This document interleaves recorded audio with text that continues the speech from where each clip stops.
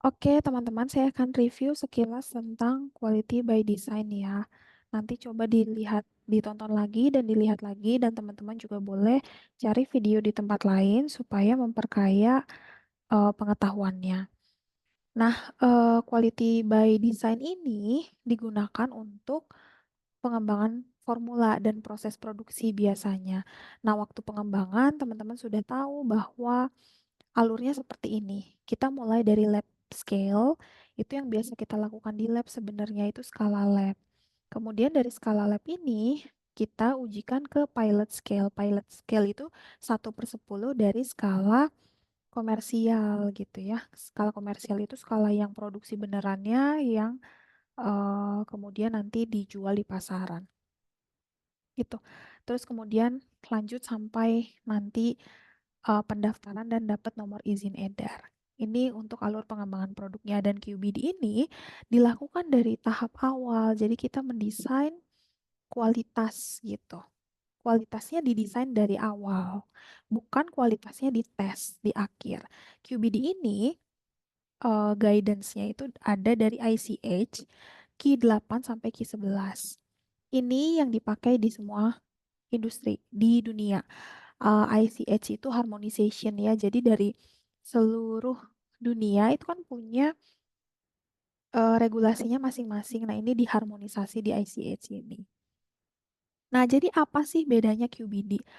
Kalau yang biasa kita lakukan di lab, terus-terusan seperti itu, kita hanya melakukan quality by testing. Jadi kualitasnya hanya diperoleh dari pengujian gitu.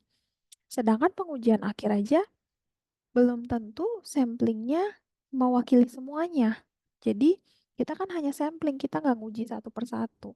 Sedangkan kalau quality by design itu kita menjamin kualitasnya karena kualitas itu dibangun dari setiap tahapan gitu. Dari apa? Dari awal banget dengan desain yang terencana dan terstruktur dengan menginvestigasi dari awal pengaruh proses dan komponen terhadap kualitas, safety, dan efikasi. Tiga ini adalah kunci dari pengembangan produk. Produk obat itu harus berkualitas, aman, dan berkhasiat gitu ya. Berkhasiat itu maksudnya dia punya efikasi, aman itu safety, dan berkualitas ya, memenuhi kualitas. Tahapan QBD itu seperti ini. Ini tahapan lengkap QBD. Pertama, kalian menentukan target produknya seperti apa. Profil produknya yang kita targetin mau seperti apa. Detail, kayak biodata detail. Kemudian, dari biodata detail itu, mana sih yang kritis gitu. Yang mau kita tonjolkan dari awal, yang mau, bukan tonjolkan sih, yang harus dipenuhi banget, yang kritis itu yang mana. Itu kita pilih dari semua profil itu, kita pilih CQA, yaitu Critical Quality Attribute. Maksudnya kayak apa? Contoh, kalau misalnya kita mau cari pasangan hidup, terus udah gitu eh kita punya biodata orang-orang tuh kan. Nah, dari biodata kan lengkap, ada tinggi badan, profesi, hobi, dan lain-lain. Nah, yang kritis apa? Misalnya yang kritis, aku mau berpenghasilannya lumayan gitu. Jadi yang kritis adalah profesi. Kalau tinggi ya udahlah nggak apa-apa, pendek juga gitu. Gitu ya, pahami. Jadi QTPP adalah detail bionya, biodata si produknya, profil produknya. CQA adalah yang mana yang kritis. Kemudian dilakukan studi awal. Studi awal itu, nah itu yang kita lakukan sebenarnya eh, di awal itu bikin formula dan bikin rancangan proses. Rancangan formula dan rancangan proses. Tapi bedanya, si rancangan formula dan rancangan proses ini dilakukan kajian resiko atau risk assessment pada tiap formula dan proses. Kemudian tahap 4 dan selanjutnya itu sudah di lab. Jadi formulanya dikembangin, prosesnya dikembangin, kemudian ada uji-uji tertentu namanya design space. Nanti ada uji statistiknya, tapi kita tidak belajar sampai sana. Saat ini belum belajar sampai sana. Kemudian dari design space itu kita bisa tahu range mana sih dia dia boleh diaduk aduknya range berapa. Misal kayak kemarin kita bikin nano gel, terus eh, bilang harus 0,6 mili per menit. Habis itu nggak dapat Bu 0,6 mili, dapatnya 0,55, boleh nggak Bu? Boleh gitu kan. Kan kita tentuin boleh nggak. Boleh enggaknya dari mana? Harusnya ada data ilmiahnya. Jadi ada range-nya gitu. Space ini maksudnya ada range-nya seberapa parameter itu diperbolehkan, seberapa tidak. Gitu ya, termasuk range si excipientnya gitu. Kemudian dari range itu kita bisa mengontrol strateginya mau seperti apa supaya dia tetap menghasilkan produk yang bermutu, berkhasiat dan aman. Kemudian yang terakhir adalah continual improvement. Ini kurang P ya, harusnya improvement. Nah, ini tahapannya sangat panjang, tapi yang di sini yang kita pelajari baru 3 tahap di awal, dari QTPP sampai risk assessment, gitu ya. Sebenarnya panjang, habis dari risk assessment kita harus ke lab, harus nguji kayak penelitian lagi. Ini pahami dulu tahapnya, kemudian eh, ini contoh ya. Jadi saya sengaja kasih contohnya, ini contoh yang tablet, nanti teman-teman bikin untuk yang semi solid. Ada juga jurnal saya kasih terkait semi solid, silahkan dibaca ya. Nah, ini adalah brand dari Aseptritan tablet. Aseptritan ini dibikin tablet terus kayak ada sedianya di pasaran, terus kita lihat, terus kita ujilah, hasil ujinya ini semua. Ini kan kayak ininya ya, biodatanya dia, profilnya seperti apa. Dari situ kita tahu profilnya, ini dari yang di pasaran sih kita uji. Nah, kita bisa menjadikan itu juga contoh gitu. Targetnya mau seperti apa. Nah, ini saya sudah jelaskan waktu itu satu persatu. Jadi, bentuknya seperti apa, desainnya seperti apa. Misal bentuknya mau krimnya mau seperti apa, minyak dalam air gitu, atau air dalam minyak. Rutenya gimana, topikal, dosisnya, kekuatannya berapa, si zat aktifnya berapa dalam tiap gram misalnya. Nah, itu dijelasin semua, farmakokinetiknya gimana. Oh, maunya dia hanya berefek lokal misalnya. Stabilitasnya maunya seperti apa. Terus atribut itu kayak ciri-ciri dia, secara fisik gimana, identifikasinya, berarti memenuhi syarat identifikasi zat aktif ya. Kadarnya gimana, itu kadar. Content uniformity itu keseragaman sediaan. Itu yang kemarin saya cerita tuh, terkait keseragaman sediaan itu dibagi dua, keragaman bobot sama keseragaman keragaman bobot sama keseragaman kandungan gitu ya. Nah, ini dijabarkan satu-satu. Ini contoh untuk yang tablet. Kalau tablet ada disolusi ya, tapi kan kalau di salep nggak ada. Jadi ya udah nggak usah pakai disolusi. Produk degradasinya ini harus. Jadi kayak zatnya bisa punya degradan atau enggak, bisa punya impurities atau enggak gitu. Residual solvent ada atau enggak, sisa pelarut dari misalnya sisa pelarut dari sintesis dia atau dari proses ekstraksi misalnya, biasanya sintetis ya, sintesis maksudnya. Terus water contentnya gimana, microbial limitnya gimana. Kalau kontainer closure itu adalah wadahnya seperti apa, kontainer itu wadah, closure itu sistem penutupnya gimana. Kan ada tuh wadah botol tapi tutupnya ada yang aluminium, ada yang plastik. Nah, itu closure-nya. Itu dijabarkan detail, sedetail-detailnya terkait dari ininya dia, profilnya si produk. Jadi sebenarnya kalau kita mau bikin produk nggak di belakang tuh targetnya, bukan di bagian evaluasi, tapi di awal kita mau produk, kita mau bikin sirup rasa jeruk warna orange ya, itu ditentuin di awal. Bukan kita bikin formulanya dulu baru hasilnya nanti dievaluasi warnanya orange, rasanya jeruk, enggak. Kita desain dari awal. Sudah, Habis itu diambillah atributnya, kemudian dilihat atributnya apa, targetnya apa. Oh, dia mau warnanya sekian sekian sekian. Kayak apa?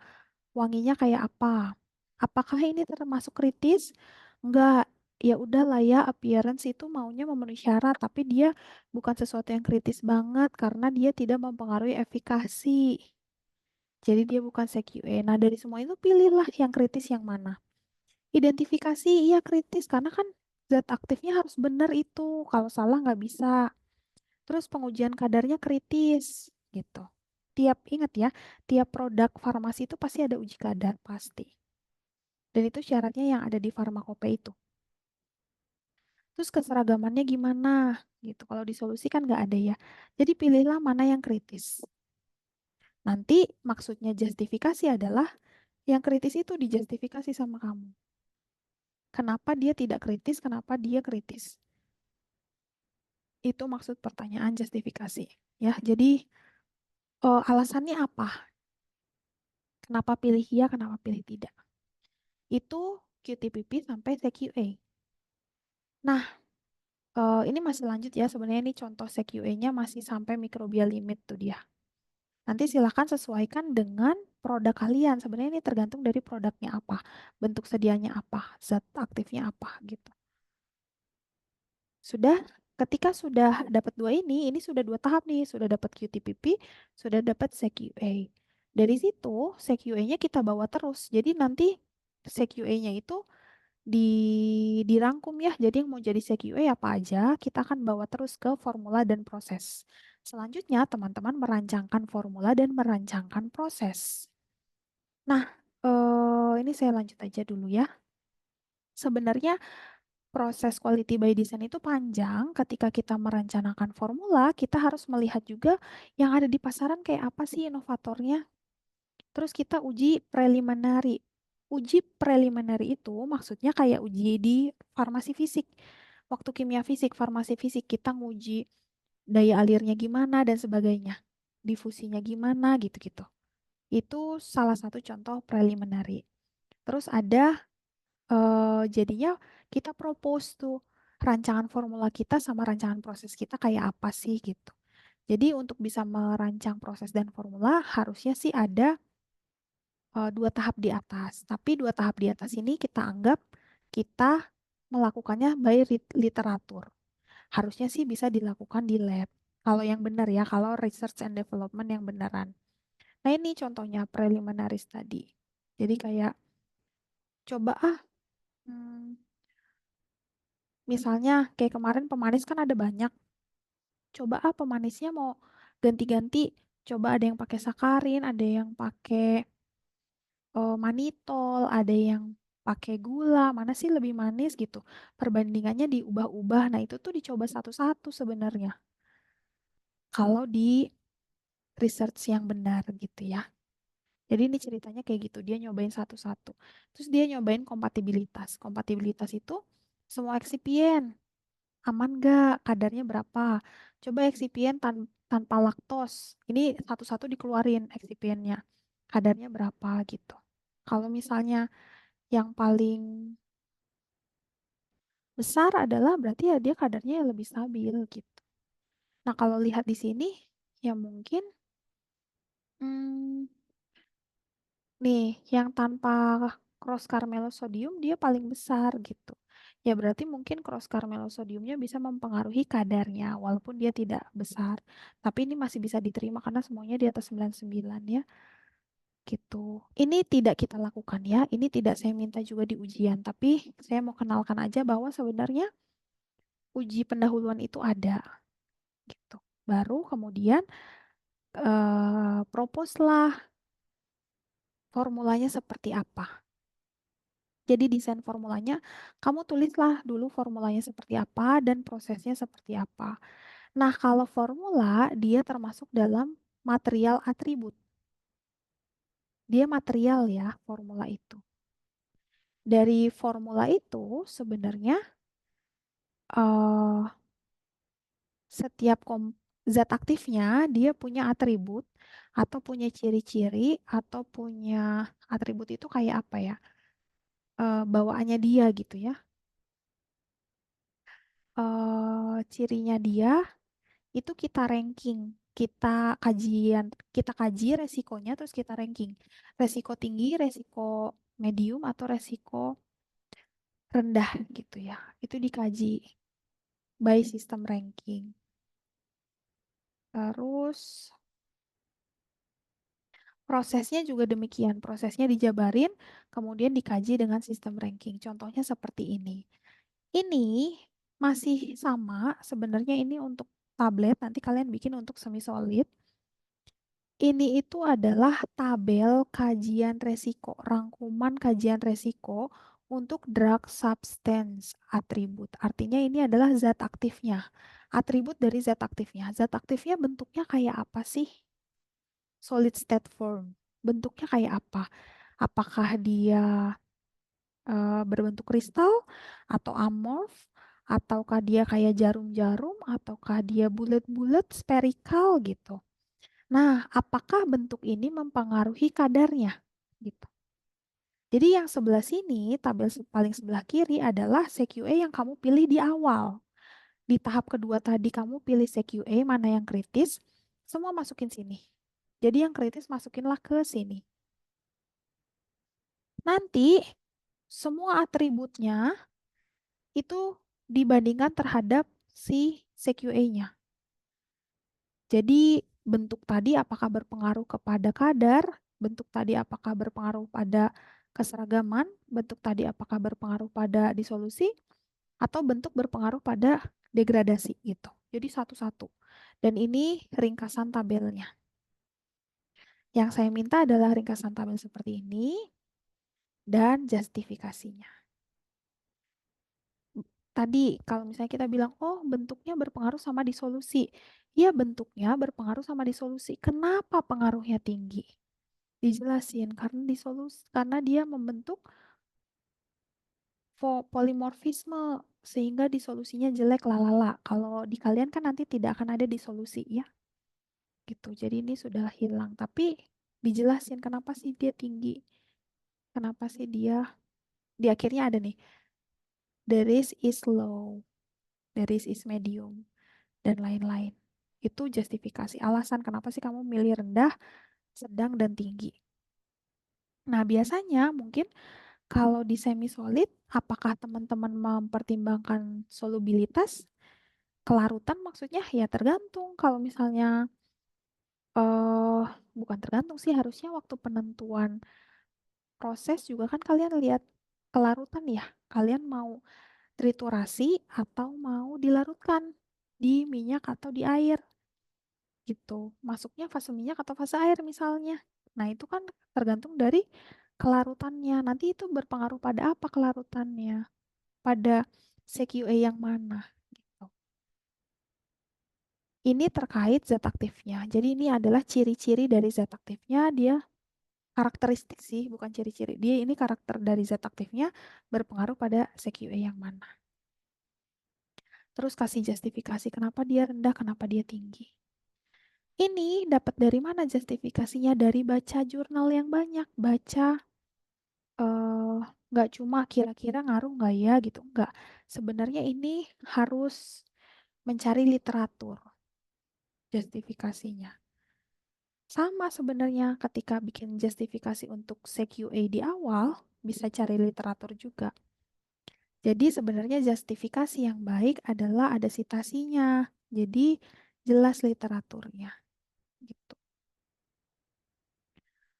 eh gitu ya. Jadi ini dapatnya bukan kalian ngira-ngira sendiri. Benar, ada yang mikir sendiri betul. Tapi kebanyakan mikirnya itu karena kalian sudah punya teori awal seperti apa, kemudian disambungkan gitu. Jadi nggak benar-benar nol dari pikiran kira-kira. Tidak boleh seperti itu. Nanti dikerjakannya silakan dalam bahasa Indonesia saja. Nah, itu untuk si zat aktif. Kemudian formula. Formula level itu maksudnya kadar ya. Misal formulanya itu kalian pakai nipagini pasol misalnya. Kadar nipagini pasol ngaruh nggak sih sama asainya? ngaruh nggak sih sama homogenitasnya atau konten university, ngaruh nggak sih sama produk degradasinya gitu. Nah, yang produk degradasi yang besar itu kan kemarin misalnya kalau di obat minum, di sirup adalah propilen glikol sama gliserol. Itu kan udah produk degradasi kan, EG-DEG. Nah, itu pasti resikonya tinggi tuh. Kayak gitu. Jadi, ini adalah ini ya kadarnya ya level tuh. Kalau rasio ini nggak harus ada, tapi biasanya rasio itu buat yang pakai kombinasi. Misal kalian pakai gelling agentnya kombinasi. Kombinasi antara HPMC sama gelatin misalnya. Ya berarti di sini jadinya rasio. HPMC gelatin rasio. Tapi kalau cuma salah satu doang, misalnya HPMC, ya udah berarti HPMC level gitu ya. Rasio itu biasanya buat kombinasi. Di sini formula ini MCC sama laktos itu sebagai pengisi. Jadi dia kombinasi pengisi. Kalau di tempat kalian ya kombinasi si basisnya misalnya. Kan kemarin ada kombinasi gitu. Terus kalau ini particle size distribution ya. Bisa masuk bisa enggak. Kalau di tablet masuk, kalau di kalian tergantung. Jangan lupa sama ketika ada apa namanya? Tabel kajian resiko ini kasih justifikasinya apa. Itu untuk material atribut. Ya, material atribut itu dari formula materialnya. Kemudian terakhir ada CPP atau critical process parameter. Jadi prosesnya itu sebenarnya dijabarkan kan. Lihat bagian sebelah sini. Tahapan prosesnya apa sih? Oh, pertama ada hmm, penimbangan gak usah masuk ya. Pertama ada pencampuran fase minyak, kemudian ada pencampuran fase air, kemudian peleburan fase minyak, kemudian pemanasan fase air, baru pencampuran fase minyak dan fase air gitu. Itu tulis di tahapan sini. Dari tahap ini kamu tahu apa aja sih yang masuk material apa yang masuk ke tahapan itu. Misal kalau fase peleburan fase minyak, apa aja fase minyak tuh ditulis di sini. Oh, ada sera, ada vaselin gitu ya. Atributnya apa masuk ke sini. Jadi dijabarkan, kemudian dari sini sebenarnya yang dipakai sebenarnya yang sini sih, yang baris sorry kolom ketiga itu adalah proses stepnya. Nih ya, ini proses stepnya. Dari setiap proses itu, proses mana sih yang paling mempengaruhi si CQA? CQA-nya sama persis dari CQA yang sudah dipilih di tahap kedua tadi. Terus cari proses mana yang paling kritis.